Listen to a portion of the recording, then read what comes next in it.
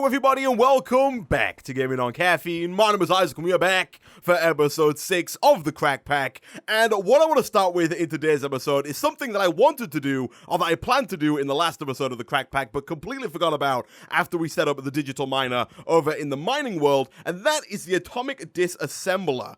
So you may remember during last episode, we made some of these refined obsidian ingots, which we then used to make the digital miner, but I made one extra piece of refined obsidian dust, and in that episode, I said that I was going to use it later on in the episode and then never did, and the reason for that is that I wanted to make the atomic disassembler, which is made with one refined obsidian ingot, 4 enriched alloys, 1 atomic alloy, and then 1 energy tablet. And essentially, for those of you who are unfamiliar with the atomic disassembler, it's a multi-tool. It acts as a pickaxe, axe, shovel, and even a pretty good sword, and it's relatively cheap to make for what it can do. So we do need to get ourselves one more of these atomic alloys, which means we need to put one of our enriched alloys through the metallurgic infuser. I did put 1 speed upgrade into each of these because we had a few left over from last episode. Our digital miner didn't quite work with all 8 put in there. So let's take this out and then let's stick it, I think, in there. Yeah, we've got 10 obsidian lying around in there. That's going to get us the atomic alloy. We do need to get ourselves the battery real quick, which is some gold, some redstone, and some more of the other alloys. So let's grab a little bit of gold. I did go and grab some gold from the digital miner and put it through the sag mill and alloy smelter between episodes because we were a little bit low on gold compared to everything else. And I do want to work today on automating the process of getting our ores from the digital miner through into the overworld and then processing them through the sag mill and alloy smelter and then into a decent form of storage.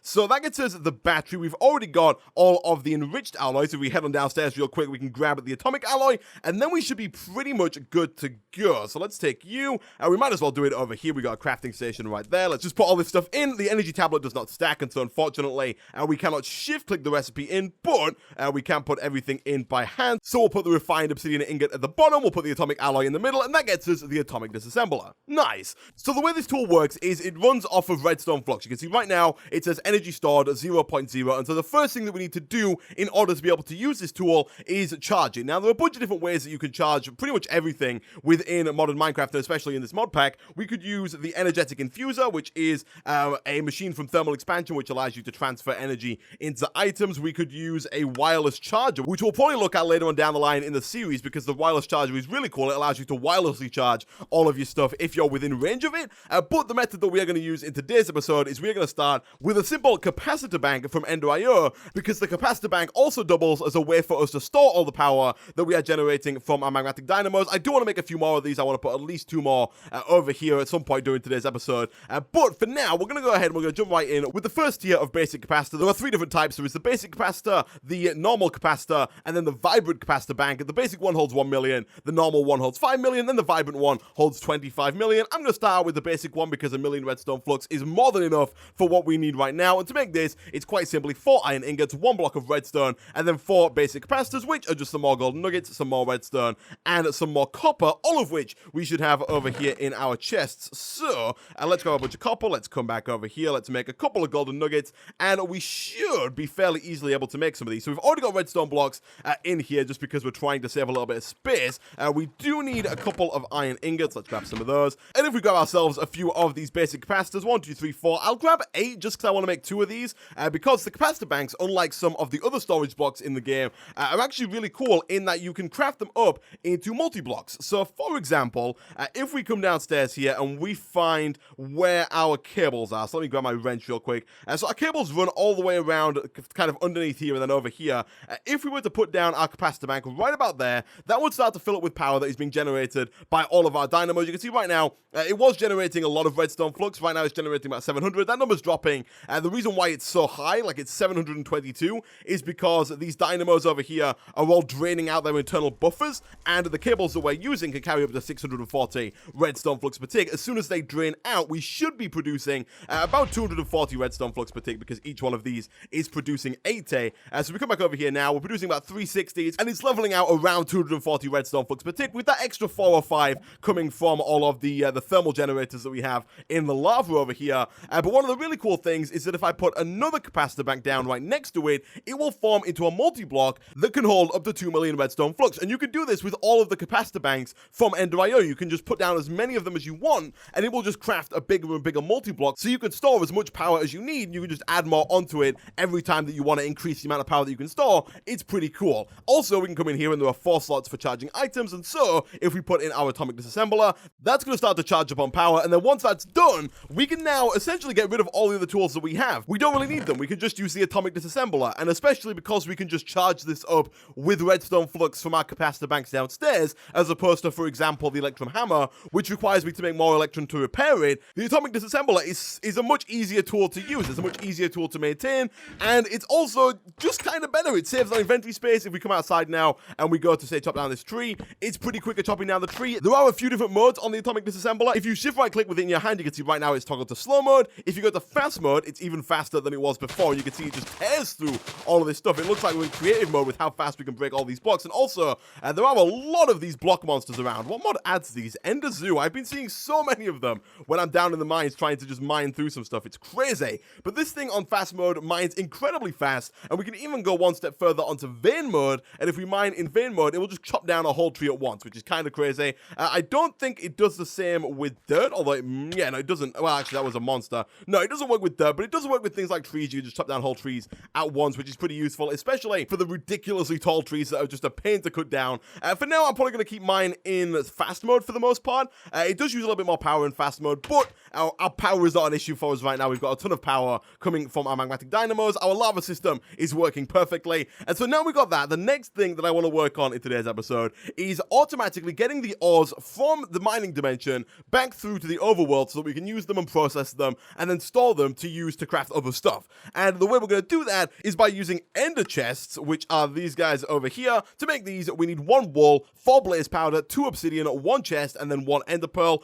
All of this stuff's fairly easy. I'm not quite sure actually how much obsidian we've got. We've got 13 over there, so that's more than enough to make 2 of these. We've also got some wool. We've got an ender pearl farm, so we've got ender pearls. Wood is fairly easy to get for the chest. The only hard part about this is the blaze rod, but thankfully what we can do is if we make a compressor, we can turn blaze powder directly into blaze rods, and we know already from previous episodes that we can create blaze powder using some glowstone and some redstone. So if we grab some of this and then head on downstairs, we are going to need 4 of these, and each one, that's 20 blaze rods, which means we do need a little bit more in terms of glowstone, but I'll show you the basic setup before I cut away to go back to the nether. So let's come back down here. Let's just throw in... We'll throw all 9 glowstone into the no, we don't do that. We'll throw all 9 glowstone into the fluid transposer, and then we'll put double that amount of redstone into the magma crucible, like so. And while that's doing that, we do have to make the compressor from Industrial Craft 2, and this is the machine that's going to allow us to transform the 5 blaze powder into 1 blaze rod. And to make this, we need 4 pieces of stone, 1 basic machine casing, and then either 1 electric circuit or 1 basic control circuit. I'm going to go with the basic control circuit just because we have a couple of them left over from the end of last episode. The basic machine casing is really easy to make. It's just 9 iron plates. You can make these in 2 different ways. You can either use the Industrial Craft 2 recipe, which is an iron ingot and a forge hammer, or you can use the immersive engineering recipe, which is an engineer's hammer and an iron ingot. The engineer's hammer is a bit cheaper. It requires 2 iron ingots, 1 string, and 2 sticks, whereas the forge hammer is 2 sticks and then 5 iron ingots, so it's a little bit more expensive on iron, but doesn't require the string. I also think that the engineer's hammer lasts a little bit longer as well. The forge hammer only has 80 uses total, and so it does kind of wear down pretty quickly, whereas the forge hammer, I'm not quite sure how many uses this has, but if we put in an iron ingot here, it does get a bit of durability there. I'm not quite sure how much durability that is, so don't quote me on that, but I think it's a little bit less than that of the forge hammer. So we'll go ahead and put 7 more of these in here. That gets us 8 iron plates, which we can then craft up into the machine casing. We should have some stone over here. We do, because whenever we process the ores, the sag mill creates a bit of cobblestone, which then gets cooked into normal stone in the alloy smelter. We've already got ourselves the basic control circuit, and so we should be pretty much good to go to craft up the compressor. What are we missing? Nothing, but the machine casing doesn't stack. That's probably the reason why that didn't work. We'll put all that stuff in there. That gets us the compressor. Now, the compressor is from Industrial Craft 2, and therefore does not work with redstone flux. For example, if I was to put this down pretty much anywhere, if I just put it down, let me get my wrench out again real quick and find out where all my cables are. Yeah, they don't go quite that far. If I was, for example, to put it down right about here, there is a power cable below it, but if we go inside the compressor is not, it doesn't have any power. And if I was to go and grab some blaze powder and try and stick it into the compressor, it wouldn't do anything because the compressor runs off of EU, a unit of energy from Industrial Craft 2 that we are not currently generating. Now at this point we do have a few options. We could either set up a source of Industrial Craft 2 EU power, we could use immersive engineering cables because immersive engineering cables are capable of transferring from redstone flux to EU. Those are, if I type in LV or HV or MV, type in LV wire, you can use LV wire connectors or HV wire connectors or MV wire connectors. Those are the 3 different tiers of wires through immersive engineering. These can be used to transfer EU to RF, but Industrial Craft 2 machines can also run on redstone if you don't happen to have a source of power. And so because we're not going to be using the machine all too often, at least not just yet, we're not using that many Industrial Craft machines that it's really worth us setting up anything dedicated to it, we can instead just put some redstone in there. That's going to power the compressor, and that's going to compress up the blaze powder into some blaze rods. And so what I'm going to do now, guys, I'm going to go away. If we look up the recipe for the ender chest again, we need 4 blaze rods per ender chest, and we're going to need 2 ender chests in order to transfer the items. And so what I'm going to do, I'm going to go to the nether, I'm going to grab enough glowstone so we can make 8 blaze rods, and I'll be back in a second. And not so long later, we now have 8 blaze rods, and so if we come back over to the crafting station, we should now be able to craft all of this stuff together with 1 or 2 of the ender pearls from our barrel down here. Let me just quickly grab 2 of those. And also, we have actually filled up this chest. I don't think we've quite filled up this chest yet, but we have filled up this cache with 1,024 ender pearls, and so I have turned off the enderman spawner for the time being. There's not really much point in it being on right now, but we should now be able to craft up 2 of these ender chests like so. Again, stuff doesn't like to stack, and so if we just do this instead, we should be fairly easily able to make 2 ender chests. Is that not correct? Okay, so quick tip, it helps if you actually put wool into your crafting recipe. It turns out if you put quarried stone in a replacement of wool, it doesn't work, so don't try that. Okay, so now if we put some wool in there, that gets us 2 ender chests. And so what I'm going to do now, I'm quickly going to grab 2 diamonds. I'm going to put 1 of these ender chests. For now, I'm going to put it right about here. I'll probably end up moving that maybe 1. Actually, I might leave it there, to be fair. So we'll leave that there for now, and we will go through to the mining dimension. And here, what I want to do is I want to replace this chest with my ender chest. You can see right now, I'm going to pick that up in a second. This chest is absolutely full of all of these ores and gems and stuff. And if we look inside the digital miner, this thing is also jam-packed full of stuff. And we've still got over 5,000 ores still to mine. So currently, the system is somewhat backed up. Let me quickly grab this. I'm going to quickly switch it to normal mode just so I don't tear through the chest and the digital miner real quick. Let me quickly set up a crafting station so I can create another chest. So I want to move everything out of this chest to a different chest. We are making a bit of a mess here, but that should be fine. Let's just do something like that. Let's take you. For now, we'll put that there. I will turn off auto eject real quick. I do not want that on because I don't want this chest to fill up with anything just yet. What I want to do instead is get rid of this chest entirely and replace it with the ender chest. We put this down right about there. We can turn auto eject back on. That's going to put all of the stuff into the ender chest here. And so now what we're going to do, I'll show you the way that the ender chests work is they link to any other ender chest that has the same color combination. So right now, you can see both on the chest and in Whaler at the top there, it says white/white/white. Those are the 3 colors, and that is the current frequency, if you would, of the ender chest. So any other ender chest in the game on the server that also is white will be able to access all of this stuff. I'm actually quite surprised that nobody else has an ender chest with white because nothing appeared in here when I put it in. So what you can do to make this ender chest your own, if you don't want other people on the server using it, which I don't want other people on the server to be able to access this ender chest, you can either color it to a specific frequency, like I could put some green dye on, some blue dye on, and some yellow dye on, and I could claim the frequency green, blue, yellow. But if you right click on the little latch at the front of the ender chest with a diamond, it's going to lock that chest to your own frequency. And so now if we go back to the overworld, what we can do is we can right click on the little latch here at the front again, like so, and now only us should be able to access this inventory. You can see at the top there it does say ender chest gaming on caffeine. So if anybody else tries to open this ender chest or tries to use an ender chest with the frequency white, they shouldn't be able to see or access any of our stuff. Pretty cool. So now we've got a way to get all of our stuff from the other dimension through to the overworld. And by the way, if I take things out of here, the digital miner in the mining dimension is still working. It's still pushing stuff into this chest, so we can take things out and put them where we like. What we need to do now is automate the process of taking all of the ores out of here, sending them through to the sag mill, and then taking everything else and putting it into storage. Now, currently, our storage system is not the best. We've got a couple of chests. A few of them have been upgraded to iron chests, so they're a little bit bigger, although the size of double chests, but in a single chest space.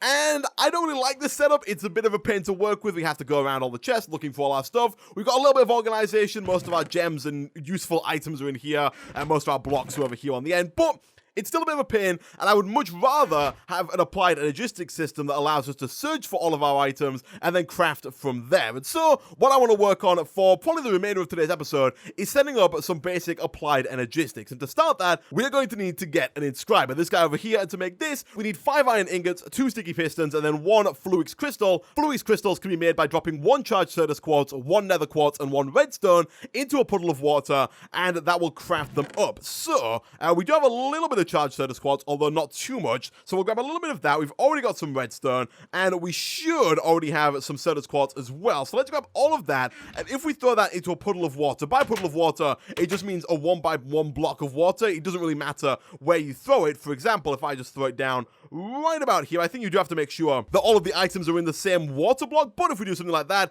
that's going to get us a couple of these fluix crystals. We've got 4 like that, and so now we can use these to craft up the inscriber. But what we should do before then is look at making a charger, because the charger is an item from Applied Energistics 2 that allows you to charge normal Certus quartz, and so using this will allow us to make more of these fluix crystals in the future, and we are going to need a lot more of these going forward. And so the first item that I am going to make is going to be the charger here. So if we grab some iron ingots, we'll grab at least 5 of those, come on back over to the crafting station, we should be able to make the charger fairly easily. The charger does work, I believe, using normal redstone flux. So if we put this down, let's say right about here, I still do want to organize all of my machines, by the way, because this is not at all organized in any way. But now we've got the charger, if we were to go back to our chest real quick, grab some of our normal Certus quartz crystals, of which we have quite a lot, and then throw those into the charger, if we just right click like so, you'll notice after a little bit of time, the time seems to be random, by the way, but after a little bit of time, they will become charged Certus quartz crystals. Some of them become charged almost instantly. Some of them take quite a few seconds to charge. It's kind of hit and miss, but essentially, this is how you can get charged Certus quartz if you don't want to go mining. You can get them mining, but they're a little rare, and they do take quite a while to get. And so what I'm going to do, guys, I'm going to go away real quick. I'm going to charge up a bunch of Certus quartz. I'm going to make a bunch more of these fluix crystals, and I'll be back in a second. Okay, so a little while later, we've now got 28 of these fluix crystals, and we can now make the inscriber. So let me quickly grab 2 pistons real quick. What are we missing? We are missing some iron ingots. Let's just grab 2 of those. We should be able to make sticky pistons, I think, using, the rubber from Mine Factory Reloaded. So if we grab at least 2 of those, what are we missing? A little bit of cobblestone. Let's grab at least 4 more of that, and then go in for the second piston real quick. Once we've got those, we can craft them up with the Mine Factory Reloaded rubber. That gets us both of the sticky pistons, and then we can craft all of that together with some more iron ingots. And that, if we can actually get at least 5 iron ingots, is going to make us the inscriber. Pretty cool stuff. So, the way that the inscriber works, again, I'm fairly certain that we can just hook it up to some normal redstone flux power. Again, for now, I'll put it down like right about here, even though I really don't like these randomly placed machines that we've got all over the place. But as you can see at the top there, this now has power, and essentially, what this allows us to do, you'll see the inscriber presses over here. It allows us to make certain items by combining up a certain press with a certain other item. For example, if we look at the silicon press, if we press U over the silicon press, it'll show us how we can use it. We can use the silicon press with silicon to make printed silicon that can then be used to make processors of all different kinds. Between episodes, I did go around and grab all of the presses that I could. The way you get these, by the way, you have to go out and explore around the map. I'll put a picture up on the screen of what a meteor looks like, but essentially, if you dig into the center of a meteor, there will be a chest. Inside of that chest, there will be usually 1 or maybe 2 of these inscribers. You have to go around and find a few of those meteors. I kind of skipped that step out between episodes because I didn't think you guys would want to watch me just venture around for 40 minutes. And so now we've got these, we can make all of the things in the inscriber fairly easily. So, the first item from Applied Energistics that we need to make is the ME drive. This guy over here, this is going to store all of our ME drives, and it's going to be the housing for all of our items and all of our storage. And to make this, we need 4 iron ingots, 2 ME glass cable, and then 2 of these engineering processors, which are some printed silicon, and then a printed engineering circuit, which is an inscriber engineering press and a diamond. So, if we come over here real quick, let's grab ourselves 2 diamonds. We should have a bunch more in here as well, or at least coming through from the digital miner. They might still be in the chest over in the mining dimension, but if we throw in the engineering press and we throw in a diamond, that's going to go ahead and use the redstone flux that we're generating to craft that up, or to press that into our first printed engineering circuit. We do need 2 of these, so I'll put in a second one. Once that's done, we do need to make some silicon, or some pressed silicon. To do that, all we need to do is grab some of the normal silicon that we've been making by putting clay or sand through the sag mill, and then once we've got that, we can come back over to the inscriber again, take those out, put in the silicon press, stick in some of the silicon. We'll put in 2 for now. Unfortunately, you can't put in more than 1 item here in the center, so you can't like put all your stuff in and walk away. It's a bit of a pain. You can do that, however, with the advanced inscriber, which is this guy over here from the AE2 Stuffs mod. We will probably look at making this fairly soon because it's actually really easy to make. But once we've got these 2 printed silicons, we can take out the silicon press, we can put the printed silicon in, we can put the engineering circuit in, and we can put the redstone in, and they're going to all press together to get us our first engineering processor. And that is pretty much how you make all of the processors in the game. There are only 3 processors. There is an engineering processor, a logic processor, and a calculation processor. These are the 3 processors. It looks like Gendustry adds some more, but I don't think they have anything to do with Applied Energistics. So there are only 3 processors that have to do with Applied Energistics. To make the third one, the calculation processor, you do need to have a pure Certus quartz crystal, and we are going to have to use one of these calculation processors if we want to get a basic Applied Energistics system up and running. And so to make this, what you have to do is you have to drop a Certus quartz seed made from crafting Certus quartz dust and sand into a puddle of water, and then wait for it to grow. So let me come back up here real quick. I think we should have some Certus quartz dust in this chest. We do. Let me quickly get rid of some of these presses. I should really move this chest downstairs next to the inscriber. But for now, if we've got some Certus quartz dust, we can grab that. We should have some sand probably over here. No?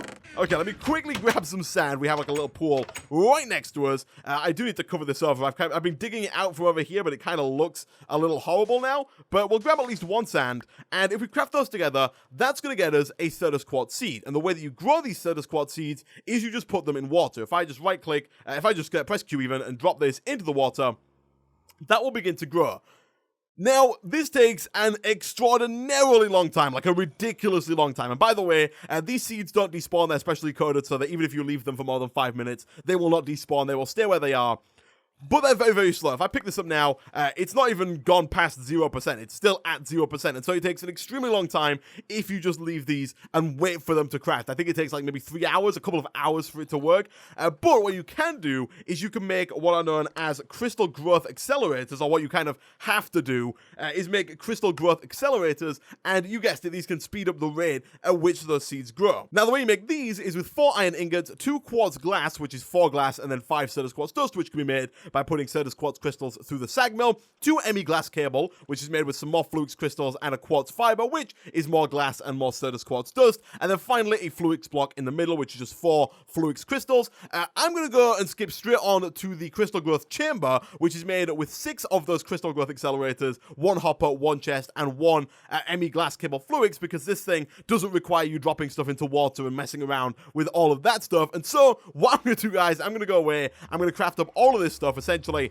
all we need to do is grab a bit more sand, smelt that sand into glass, stick quite a lot of our Certus quartz in the sag mill so we can get quite a bit of Certus quartz dust, use that Certus quartz dust to make some of the quartz glass and also some of the quartz fiber, which is then used to make the ME glass cable. So I'm going to go away, I'm going to make at least 6 of these, and I'll be back in a second.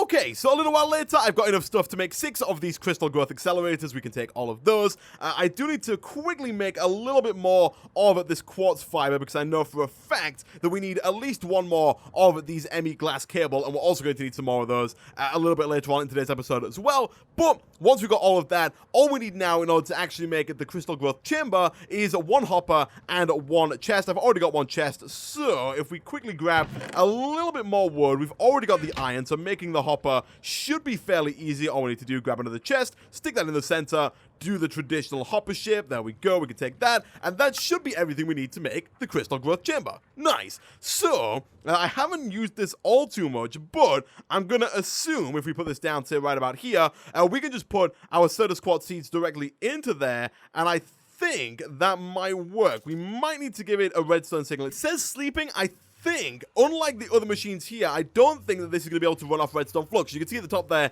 it says 0 out of 10,000 AE, which is another unit of power that is generated by the applied Energistics mod. And so what I think we're going to have to do here is create an energy acceptor, which is a block from applied Energistics that allows you to transfer redstone flux to the AE power unit. And to make this, we need 4 iron ingots, 4 quartz glass, and 1 fluix crystal. Thankfully, it's not really all too hard to make. We do have just enough glass to actually get this up and running, so we can do something like that. Once we've got that, we should be able to basically put this down anywhere where there is normal power. So if I just put this down like right there, that should be getting power. And then now if I put the chamber next to it, that power is being transferred through. You can see right now it is generating AE, and the crystal growth chamber is ready to go. So now inside the crystal growth chamber, you can see the Certus Quartz seeds are growing ridiculously fast. I wasn't actually aware that when you pick this up, it retained its inventory. That's pretty cool. But these guys are almost done. So once they reach 100%, we can take those out, and now we can use those in our inscriber with the calculation press, which is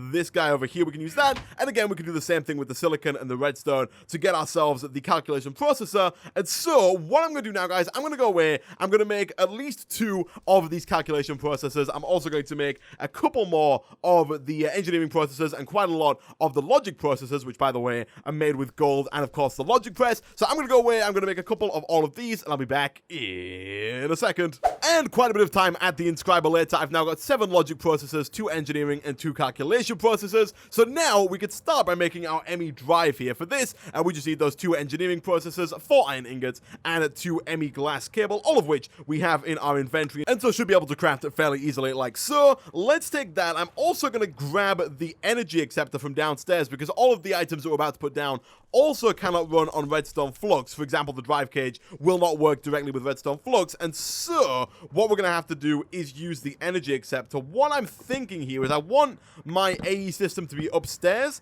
and so I'm going to run this energy cable kind of along here.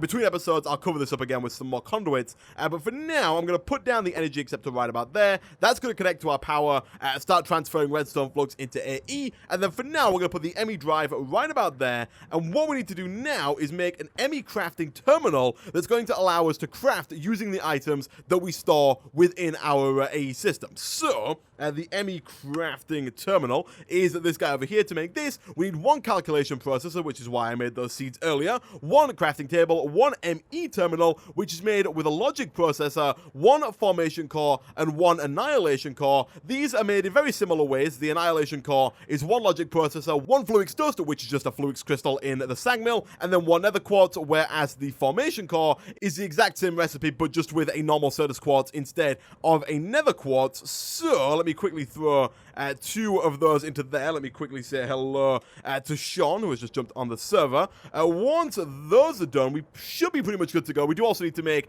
these illuminated panels. To make these, we need 3 quartz glass, 2 glowstone, 1 redstone, and 1 iron. I did smelt some more glass up over here, and people told me in the comment section you don't have to put this through the chisel. You can just craft it back into normal glass like so. It's actually super duper easy.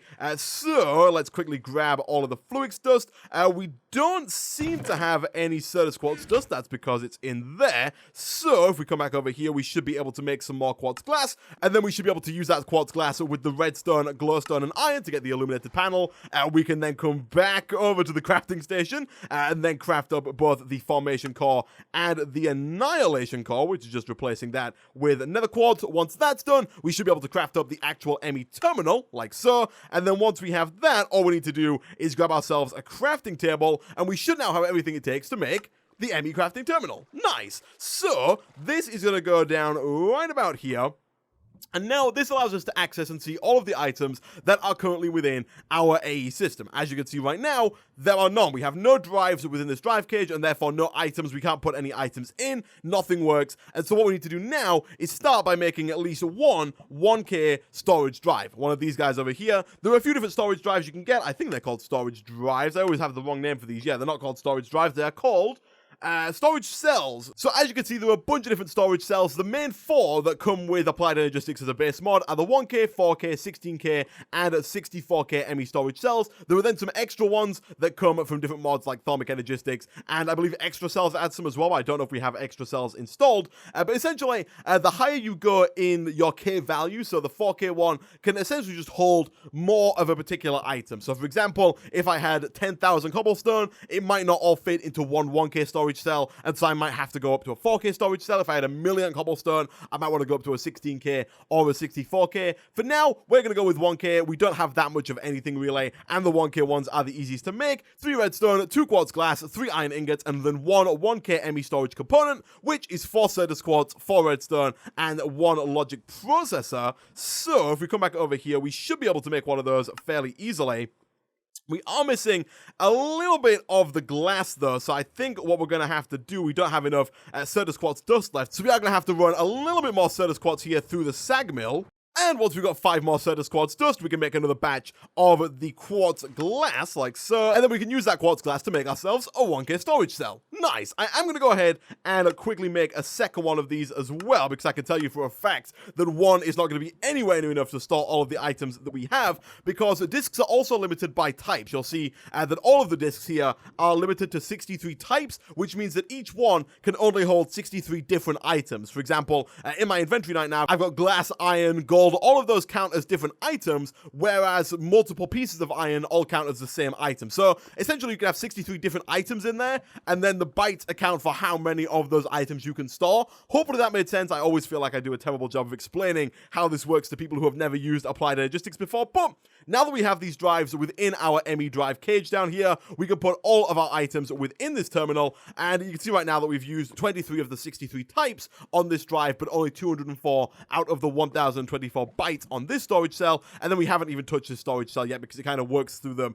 systematically. And so now what we can do is we can grab all of the stuff out of this chest. By the way, spacebar and left click will move everything in and out pretty easily, and then we can do the same thing over here, spacebar, left click, and just dump everything into the system. And we can do the same thing with this chest, just grab everything and throw it all into there. And now when we can craft using everything within the system without having to search through all of our chests. For example, if I want to make some wood, I can just shift click on this question mark and it will find if I have wood in my terminal. I don't right now.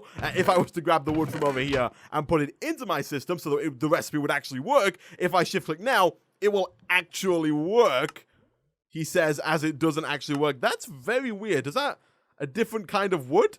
Twilight Oak Wood. Why is Twilight Oak Wood the first recipe? If I do it on the actual recipe, it will come down and then I can grab all that. And then if I type in, for example, a chest, and I click here and go and shift click on this one, it will pull out all of the wood planks. I don't have to search through and find all the items from all of my different chests. And also, if you're playing and you don't have the bar down here, if you can't search in NEI whilst you're in your AE terminal, what you need to do is go to Options, Video Settings, and change your GUI scale. By default, it goes to Auto, which is just massive. And if you try and look in the terminal whilst you're on auto, you don't get the search bar at the bottom. But if you go through to anything smaller than auto, I don't recommend small or normal. I usually go with large. You get to access the NEI search bar, which makes it a lot easier to search for stuff and then shift click in the crafting recipes. It just makes life a whole lot easier. That's how you do that if you are wondering. And so now that we have that up and running, we need to finish up automating the system. Also, I am just completely destroying my building right now, which I'll fix between episodes. But now we've got this, we need to actually work on automating this process. So, do we have any kind of item conduits right now in our system? I don't, which is a little annoying. Also, you'll notice that by default, you'll have over here, there is the search option. Right now, it's set to NEI synchronize, which means anything you type in up here will automatically type in NEI. I like to have it on auto search. You'll notice when I come in, I just start typing. If you do that when it's not on auto search, if you have it on NEI synchronize standard and you start typing, then it doesn't start typing. You have to click on the search bar before it'll do anything. But if you have it on auto, you can just come into the crafting terminal and then start typing away without having to click on it. Just makes, again, life a little bit easier. Also, if NEI disappears, it's O on the keyboard. We're all about the shortcuts today, telling you how to fix things. So now we got that. We do need to make some more of the item conduits from Ender.io. These are a little bit expensive, if I do remember. So to make these, we need, it's just iron and an ender pearl. That should be super easy now that we've got this. We did make some item conduits before now. Have I left them in one of my chests over here? Where are my item conduits? I'm sure, Yeah, here we go. So we've got 5 of these left. So let's put one of these down here. Now, we only want to pull out the ores into the sag mill. We don't want to pull out anything else. We only want the ores. And actually, what I'm going to do here real quick is actually turn back into human form, because I hate using the crafting terminal whilst I'm looking up at it from the floor like that. That's crazy. But if we go into here, I would like to make a hopper, because I don't really want to pump directly into the sag mill, because that's going to clog up the system a little bit. What I would like to do is pump into a chest that's like above the sag mill. So if we were to grab some more wood real quick and get another chest like so, I'm going to put that chest right about there, and then I'm going to pipe all the way up and into that chest like so. If we just right click on these connections, we can go ahead, and if we start to disable, it's just not going to connect anymore, which is exactly what we want. We don't want that to connect there or there. We want to go right up to this chest here, and up here we want to set it to insert, because we want stuff to come out of here and go into here. But now we want to make sure that only the ores get pulled out and into this chest, and we also want to make sure that it's only the ores that will actually be able to get processed, because some of the ores, like I think cinnabar, doesn't get processed in the sag mill. I might be wrong about this, and it turns out maybe I am wrong about this. But no, I'm not wrong about this. This doesn't, you can't process this in here. If you try and put it in, it just doesn't go in. And so if we were to try and pipe that through to here, it would just back up the system. Now, the way that you filter items with the item conduits from ENDER is using this little filter slot here. It doesn't come with the functionality by default, but if you type in filter, you can make either a basic item filter or an advanced item filter. The advanced item filter does require a Z-Logic controller, which requires some solarium, zombie heads. We did all that, I think, in the last episode or the episode before. For now, I think we'll go with the basic filter. Do we have any sugarcane in here? We do not, but a few episodes ago, we did set up a little bit of a sugarcane farm, and this is where that sugarcane farm comes in useful. So, let's just grab all of the sugarcane from over here. I wouldn't really call that a farm, but it is enough to get us some sugarcane to make some paper. I don't actually think we're going to have enough paper here, because each one of those is 3. Oh, actually, we might have enough. That's going to get us, yeah, we're going to have enough. Okay, I thought 3 sugarcane equaled 1 paper for some reason, but we are completely fine. If we come back over here, we can stick that in. We can use this chest, I guess, to make another hopper like so, and then we can surround that hopper with our new paper to get ourselves the item filter. Nice. Now, the item filter doesn't have a ton of slots, at least the basic one. The advanced one adds an extra 5 slots underneath here, so we might look towards upgrading to the advanced one. I might even do it between episodes, because we've got all the stuff to make the Z-Logic controller. It's just a bit of a hassle to make. But for now, essentially, you can either whitelist or blacklist items. We are going to whitelist items. The reason you'd blacklist is if I wanted to pull out everything but coal, you could blacklist coal, and it'd be quicker than whitelisting everything else. But for us, there is probably more that we don't want to come through than stuff that we do want to come through. And also, I do not like the look of you. Do you mind if I just quickly block you out? So we want to pull out gold ore, silver ore. We want to pull out lead, iron, and tin. That's 5. That's not all of those we want to pull out, because, of course, we also want to pull out yellorium, osmium, and I think a few others, like copper, has not showed up here either yet. But just for proof of concept, let's throw all of these into the whitelist. Like so, you'll notice it doesn't take the items off you. It's just kind of a ghost item like that. We want to set it to active without redstone signal. And so now it's going to start pulling out all of the ores that we just whitelisted directly from that chest through up to this chest, down into here. And that's going to start to process them, send them along, and round to the normal chest. Pretty cool stuff. Now, the next thing that we want to do is be able to pull out everything else that's not an ore directly into the AE system, and also pull all of the items and all the ingots out of this chest directly back around into the AE system as well. We want to automate as much as we possibly can. And so to do that, we have to come back into the AE system, and we need to make ourselves an interface. This allows you to pipe items directly into the AE system. It's made with 4 iron ingots, 2 glass, 1 formation core, and 1 annihilation core. Thankfully, these are made in sets of 2, and we made one of both of them earlier on, so we do have one of each spare. So we can grab this, and we can put it down really anywhere we like, as long as it connects to the AE system. And by the way, the whole point of the ME glass cable that we made a little bit of earlier on in today's episode is to connect things to your ME system. For example, if I did something like this and put the ME interface down here, that is now connected to my ME system. You don't have to put them directly next to each other.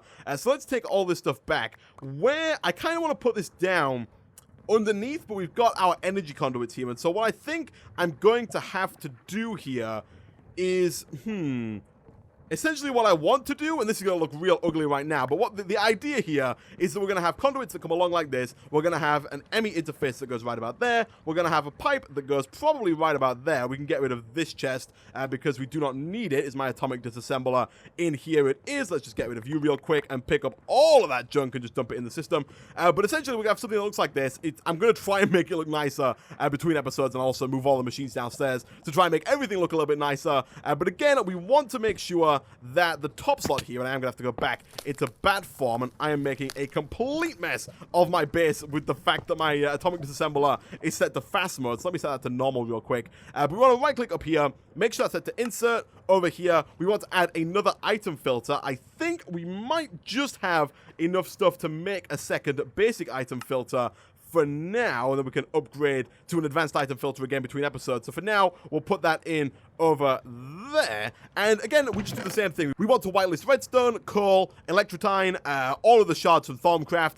We can only do 5 for now, so we'll come back into here, and we'll come back into the item duct, and we'll go 1, 2, 3, 4, and 5, and again, set that to ignore, again, set that to whitelist, extract, and now it's going to pull all of that stuff out, and it's going to pump it directly into the system. If I type in redstone, you can see that redstone is being pumped directly into our AE system and being stored on these drives. And so, what I'm going to do, guys, between episodes, I'm going to make the advanced filter, put hopefully all of the ores, and get them up into that chest.